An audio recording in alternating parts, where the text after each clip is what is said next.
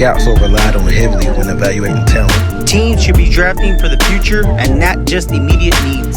It all starts with the quarterback position. Thank you for listening to the East West Football Podcast with Jerry Martinez, Kendall Whitley, and now here is your host, Fidel Barraza. Matt Maiocco, how you doing, Matt? Fidel, it's great to be here. Thanks for having me. And Jerry and Kendall, it's good to see you guys as well. Thank you. We appreciate your time, Matt. Yes, thank you for coming on. Yes. So first of all, I hope you and your family are doing well, being safe and just healthy. I appreciate that. Yeah, we're doing fine.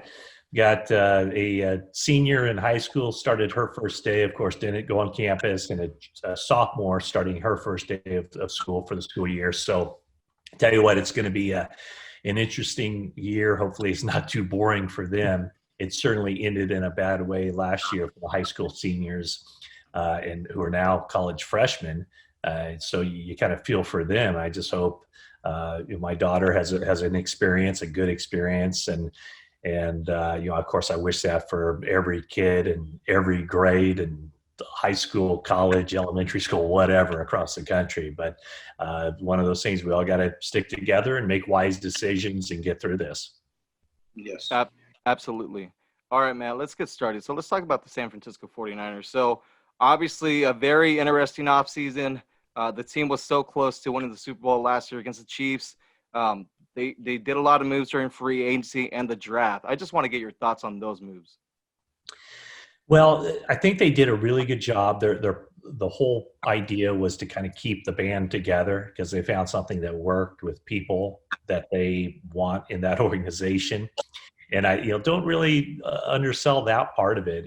So much of what they went through the first 2 years in having two really bad seasons, 2017 where they had the 6 wins, finished strong, of course, and then 2018 with the 4 wins was just to kind of figure out which carryovers would cut the mustard and which guys they wanted to not bring back. And I think they found a really good group. And I tell you, it was one of the better groups I've been around as far as guys, to take their profession seriously, good teammates, and are in it for the right reasons. So, when they set out in free agency, it wasn't so much, adding pieces or spending money on people from outside the organization.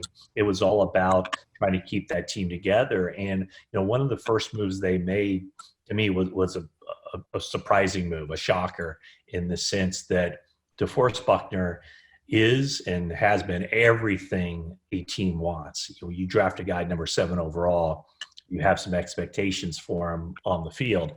I don't know if he exceeded those expectations on the field, but he was a really good player and a good foundational piece and the kind of guy, the kind of work ethic, everything you want on a team.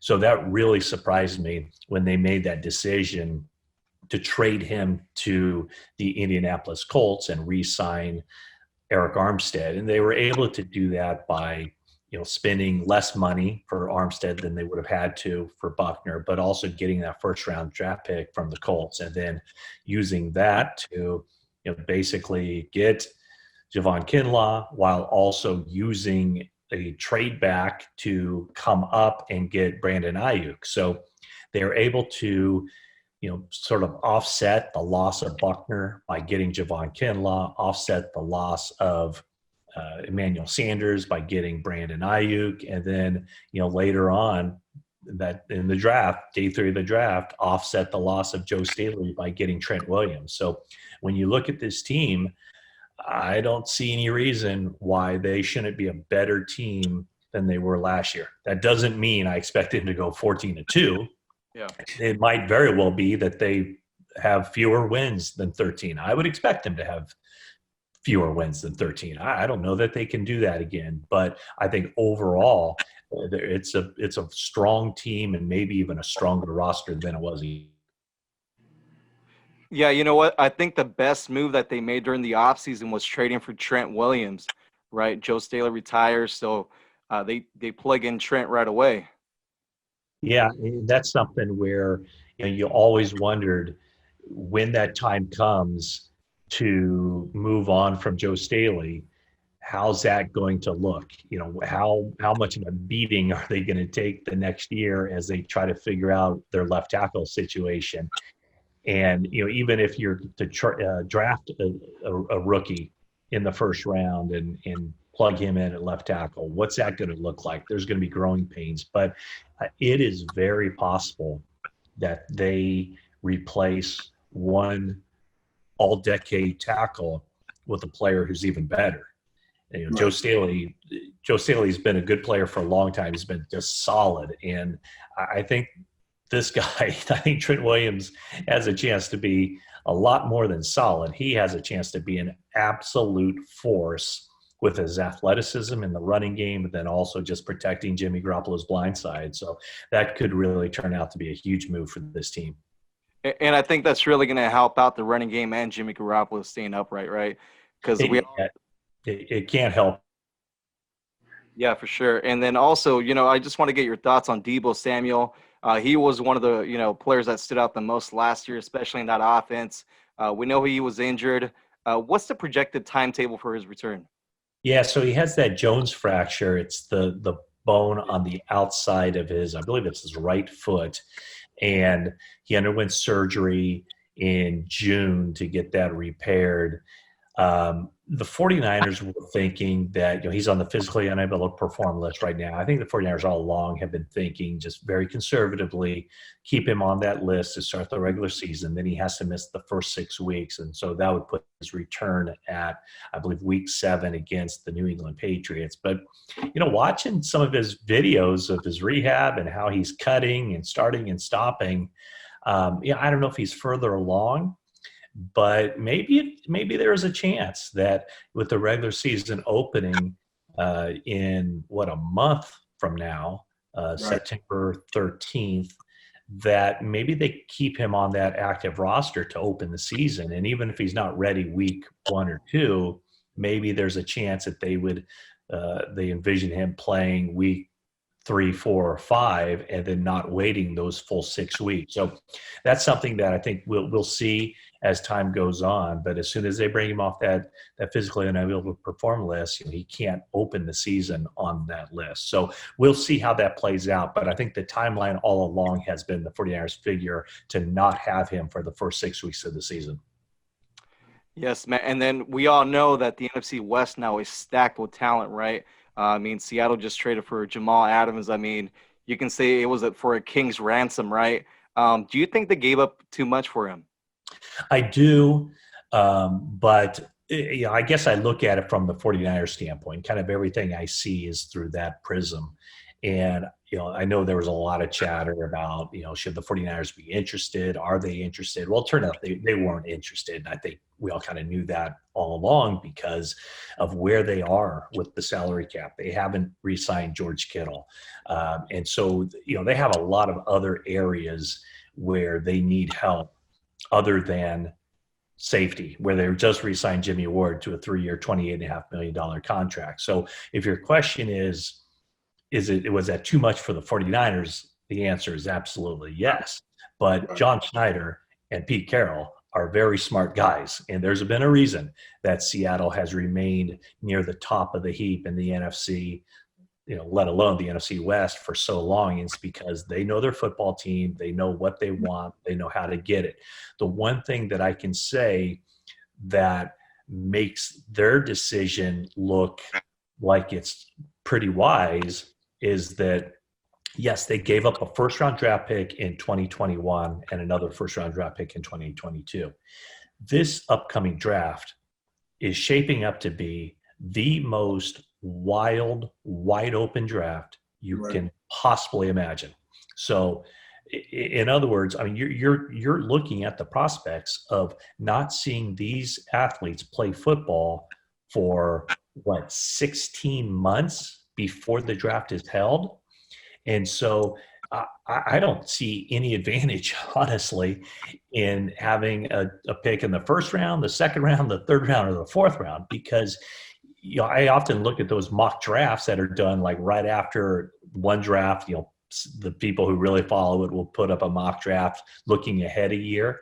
And even the people who really know what they're talking about have no clue how it's going to look a year from now. And those mock drafts, the first round, I mean, you could just take that mock draft from the first round from a year earlier and just slide it into the fifth round ordinarily, and you have a better chance of making it look more like the fifth round than the first round. So my point is, Yeah, no, definitely agree with you, Matt. And then also the other question I had is, talking about George Kittle. I mean, do you think that contract gets done this year, or you think it's going to take a little bit longer for that to happen? I think it has to get done. I just don't know that it makes sense for George Kittle and his agent to risk injury by having him out there on the field. But there are considerable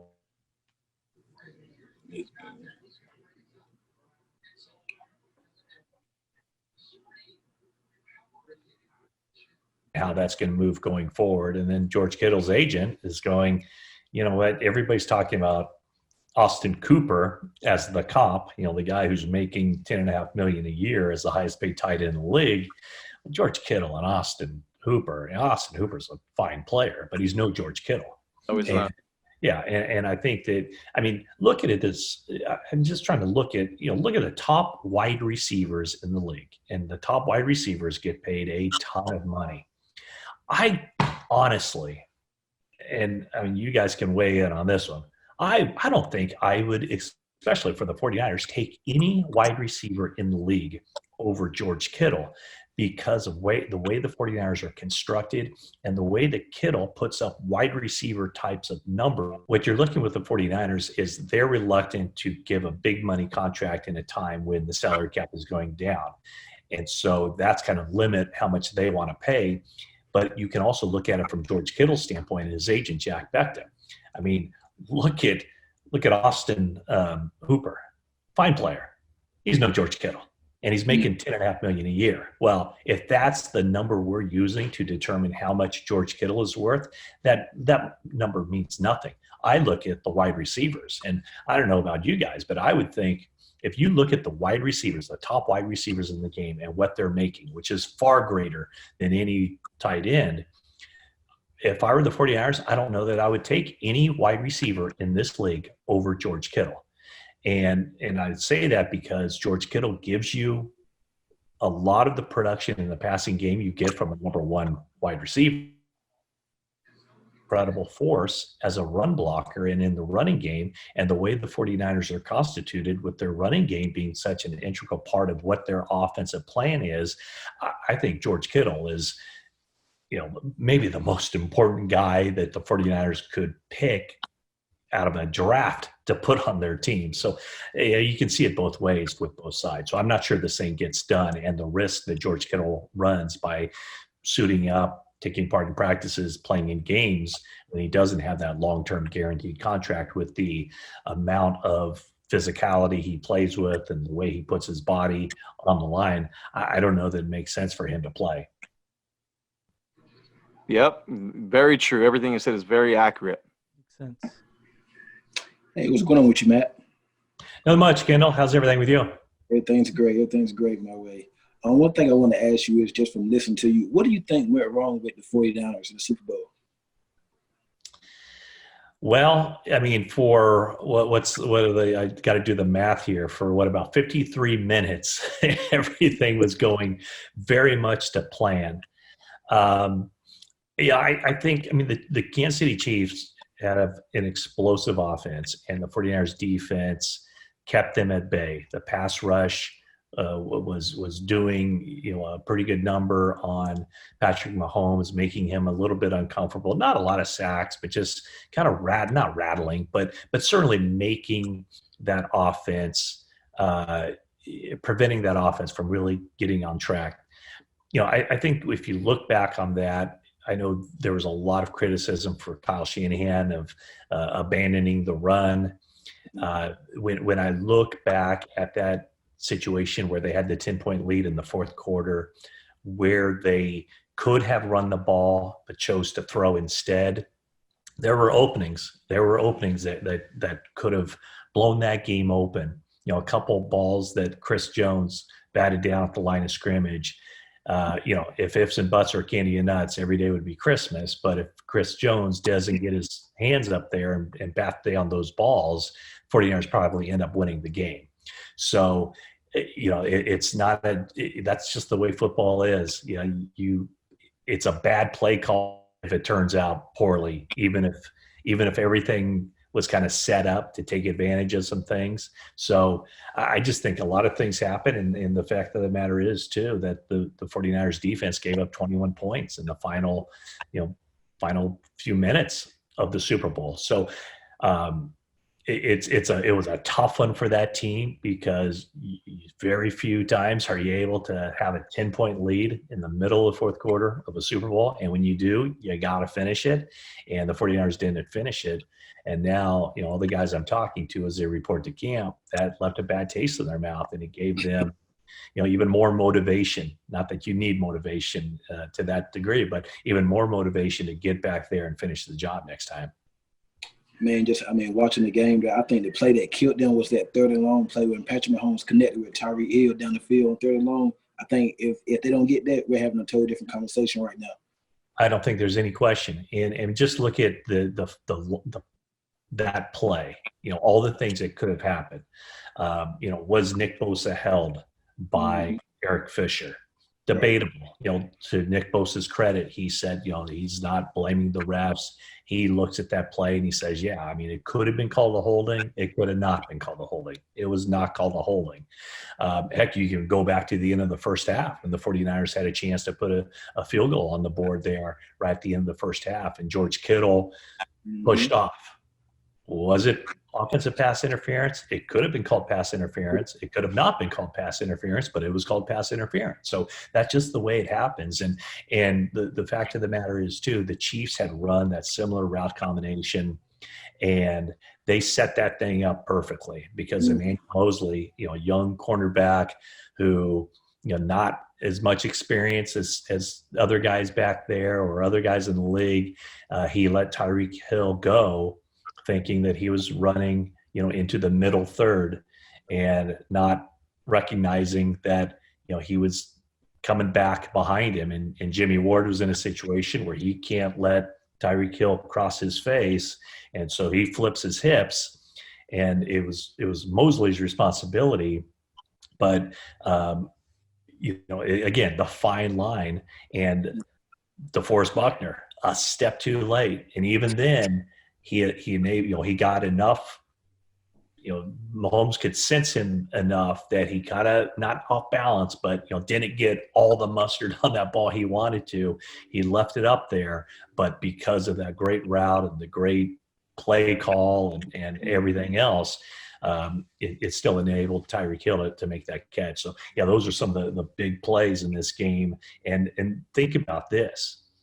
In the last half of that fourth quarter, final 7 minutes, every big play that was made in that game was a Kansas City Chief stepping up and making it. So, hey, they earned it. No question about it. They made the plays when they had to make them. And absolutely. Another thing I want to ask you is, what do you think of the Brandon Ayuk pick, the wide receiver at Arizona State, and how much you think Deebo Samuel injury is going to play a big part in Brandon Ayuk's his contribution this year? Like, what is he going to do for the 49ers this year? Yeah, I thought that it was interesting to hear Kyle Shanahan. And, he knows exactly what he's looking for in his offensive skill players. And as far as I can kind of gather, he had CeeDee Lamb as his number one receiver on his board, and he had Brandon Ayuk just a shade behind. And so to get a guy that they would have considered at the number 13 or 14 overall pick, and to get him at, I believe it was 25, Brandon Ayuk, tells you what you need to know. So this guy, he's versatile. He'll go get the ball. He's very good yards after the catch, and good route runner. So he's everything that Kyle Shanahan wants. And I think he's kind of similar to Deebo Samuel in a lot of ways. Actually, I think he's also similar to Dante Pettis, maybe a little bit more willing to run routes over the middle, maybe a little bit more of an attitude of, maybe a more aggressive attitude. And so when looking back at last year, 49ers had not planned to use Deebo Samuel as much as they did. Right. And Deebo Samuel, he frustrated Kyle a lot because Kyle's very demanding. He wants things done a certain way. But because Dante Pettis fell off the face of the earth, because, Marquise Goodwin was injured and wasn't real reliable, Emmanuel Sanders comes in mid-season. Deebo Samuel, because of his work ethic, with his attitude, everything else, they just had to keep putting him out there, and it was basically trial by fire. And what the bad side of it was, in fact, I mean, you and I didn't really see him screw up, but he screwed up a lot. What happened was, and after Sanders got to the team, contributions picked up because he had on the other side to take some of that attention away from him, but also he was getting more comfortable with the offense. Now, when he's healthy, I mean, they were expecting a big year from him before the injury. Ayuk, I think they'll have the opportunity to take a little slower. They don't have to just force feed him. They just don't have to say, get out there. We're going to live with your mistakes. Just go play. They have an opportunity to really carve out on a role for him, because when Samuel comes back, they already have, he'll have a specific role. They have a better slot receiver and Trent Taylor. And so, they have, and I think Kendrick Bourne is a guy that really came on last year, and now the heat is on a guy like Dante Pettis to prove that he deserves a uniform once the regular season starts. That's a real good point, though, Matt. And one more thing I want to ask you, I just want to say is, there's I know y'all looking at some wide receivers. Dez Bryant, he's out there. He's looking for a job. So I think it'd be I think if y'all could bring him in for at least a tryout, to add some depth. I don't think it'll hurt. So I think it'd be a good addition to a team because I did sign Dez. Yeah, I just don't think that's going to happen. You look at it, if they ever needed a wide receiver, it would have been last year, and they just never had any interest. And so now he hasn't played in several years. And so I think I don't envision that happening. Right. Appreciate it, Matt. Yeah, no problem, Kendall. Hey, Matt, this is Jerry. So, Kendall, I mean, he's a big he's been rooting for Dez Bryant for a while. So, I mean, it's just one of those things. But, hey, your 49ers. It looks like you almost own, like, with the back of your hand. So, great props. I really enjoy, listening to your thoughts as far as their complete offseason. And I think that you're absolutely right on, like, some of the players you mentioned, like Trent Williams. I think he's a blue chip player for at least minimal 4 years. So they solidified that left tackle position with Trent Williams for at least 4 years, I would say. But let me ask you. The first thing they got to do, Jerry, he's only signed through this year. That's true. So, so it's one of those things where he seems to have really, hit it off with his teammates already. He seems very happy, unlike that dysfunctional situation he was in before. So if they're going to keep him beyond this year, if he plays up to expectations, they're going to have to come knocking with some big time money to keep him. Yeah, that's what it's coming down to. It looks like in the league. Let me ask you a question. So, Kyle Shanahan, I can give you. I would like your thoughts. Do you think that he is the answer at the head coach position to get them multiple championships? Well, I think they got to start with one first, and so I don't know about that. My thoughts would be probably a lot more conclusive if they had won last year, because it's tough to get there, and once you get there, you just don't like to see those opportunities get away from you. But I think Kyle is an outstanding head coach, and I think everything he's done as a head coach since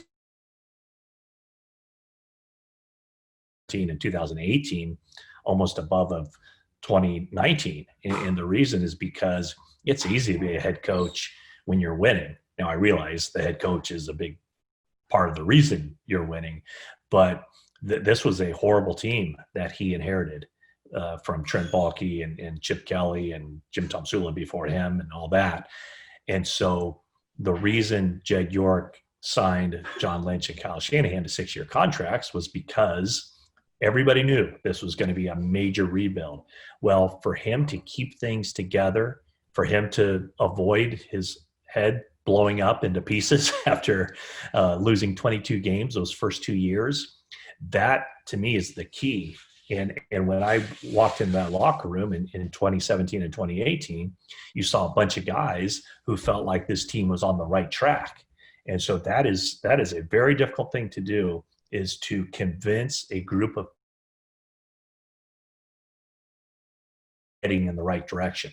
So my answer to you is yes, I absolutely believe that he is a really good head football coach, that he was born for this job.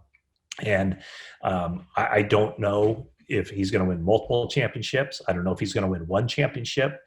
But, before last year, there was a really good coach who started off as a head coach in Philadelphia and then went to Kansas City, who had never won a championship. And people were, for the longest time, were asking, does Andy Reid have what it takes to win a championship? And now he's gotten one, and the entire perception of Andy Reid, his career, and now he's probably going to be a Hall of Fame coach.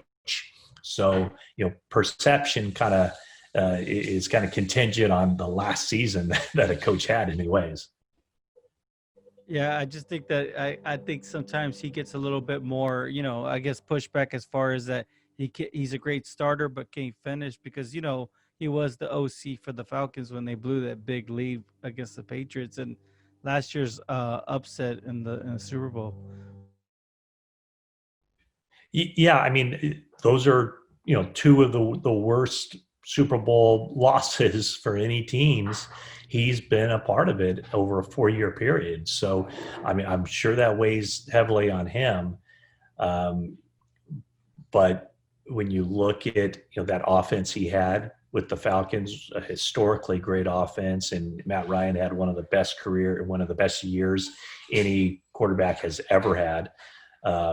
You look at what Matt Ryan did before Kyle Shanahan was there and what Matt Ryan did after Kyle Shanahan. I mean, he's always been a good quarterback, but he was historically great, especially in the 2016 season. So, we'll see where this goes, but I don't think there's any question that a Kyle Shanahan coach team is capable of winning a championship.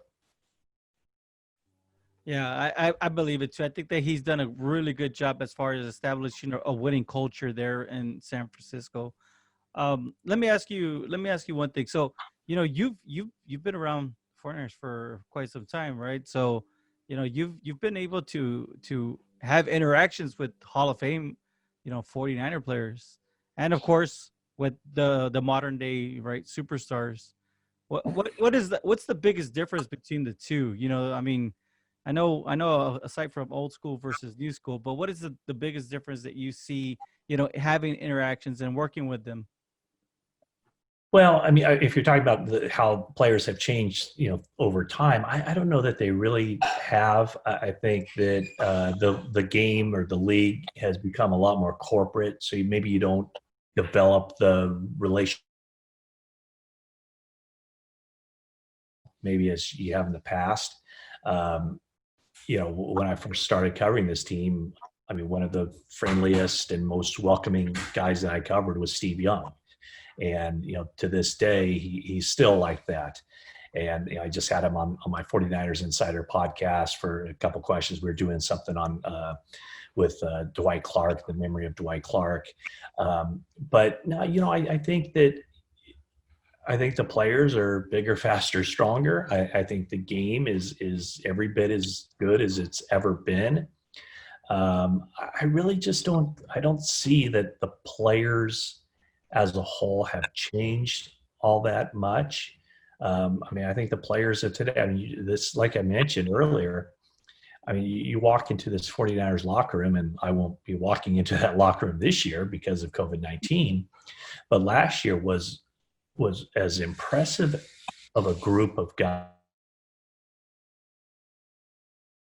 I think this group of 49ers would fit in very well with those teams, in the great teams in the 80s and the people that they put together on those teams in the 90s that made a run, including the 94 team that won it all. So I just think that, maybe the more things change, kind of in a lot of ways, the more they stay the same. Well, it's just one of those things, when I think 49ers, I think of Jerry Rice, right? So it's just, he's a legend.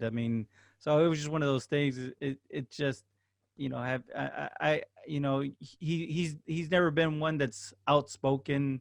I know, from aside from the interactions that he's had with immediate media, but he's not very I don't really see him out there social and, and working for a network, and commentating and giving his feedback, but just kind of getting your feedback on how it is to be around legends and whatnot. But thank you so much for your time, Matt, we appreciate your time. Thank you so much for coming on, and hopefully we can talk to you down the road soon. Okay, thanks a lot, guys. I appreciate it.